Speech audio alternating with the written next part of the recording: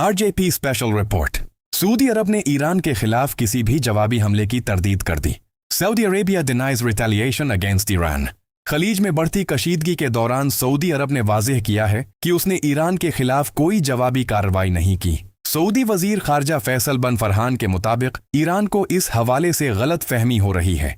Saudi अरब का कहना है कि वो तनाज़ा में बुराह रास्त शामिल नहीं और अब भी सफारती हल को तरजीह देता है, ताहिम अपनी सलामती के दिफा का हक महफूज रखता है। क्या ये कशीदगी मजीद बढ़ेगी या सफारतकारी कामयाब होगी? दिलचस्प मालूमात और ताज़ा तरीन खबरों के लिए अभी फॉलो करें। ये है रेडियो जीवे Pakistan digital. And I think that's the clearest signal of how Iran feels about diplomacy. It doesn't believe in talking to its neighbors. It tries to pressure its neighbors.